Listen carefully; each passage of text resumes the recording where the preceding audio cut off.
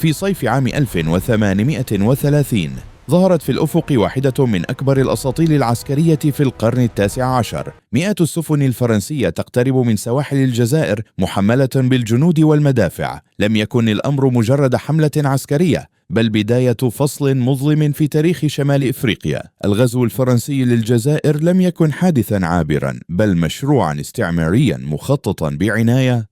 قبل عام 1830 كانت الجزائر تابعة اسميا للدولة العثمانية، لكنها عمليا تحكم نفسها بقيادة الدايات. امتلكت الجزائر قوة بحرية مهمة في المتوسط، وكانت تدخل في صراعات مستمرة مع الدول الأوروبية. فرنسا تحديدا كانت مدينة لتجار جزائريين بمبالغ كبيرة منذ الحروب النابليونية، وهو ما زاد التوتر بين الطرفين. في عام 1827 وقعت حادثة شهيرة عرفت بها حادثة المروحة، حين تشاجر الداي حسين مع القنصل الفرنسي وضربه بمروحة. فرنسا اعتبرت ذلك إهانة دبلوماسية، وفرضت حصارا بحريا دام 3 سنوات، ثم بدأت التحضير للغزو.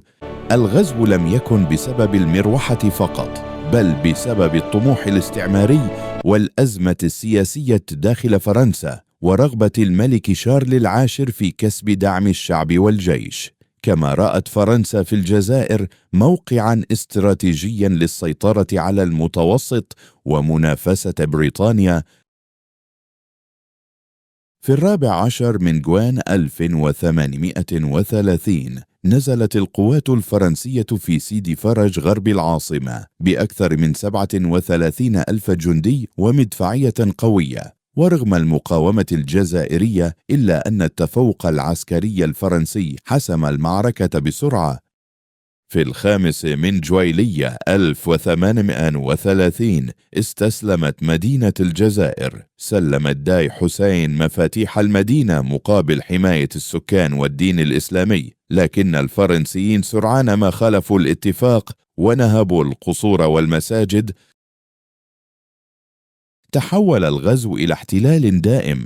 صودرت الأراضي وهدمت المؤسسات الدينية، وبدأ المستوطنون الأوروبيون بالسيطرة على خيرات البلاد، وأصبح الجزائريون غرباء في وطنهم. لكن الشعب لم يستسلم. ظهرت مقاومات قوية بقيادة الأمير عبد القادر وأحمد باي، وأصبحت الجزائر رمزا للصمود في وجه الاستعمار. غزو 1830 لم يكن مجرد معركة، بل بداية قرن من المعاناة والصمود. انتهى بثورة نوفمبر 1954 واستقلال الجزائر بعد تضحيات عظيمة. التاريخ يعلمنا أن الحرية لا تمنح، بل تنتزع.